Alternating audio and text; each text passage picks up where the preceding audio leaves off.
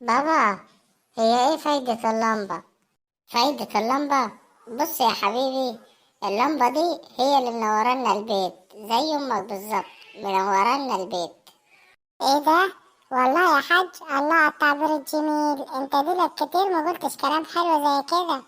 طيب ما تجيب لنا لمبة تاني في البيت يا بابا، عشان يبقى زيادة النور نورين. تصدق فكرة؟ هي ايه اللي فكرة يا حاج دي ان شاء الله؟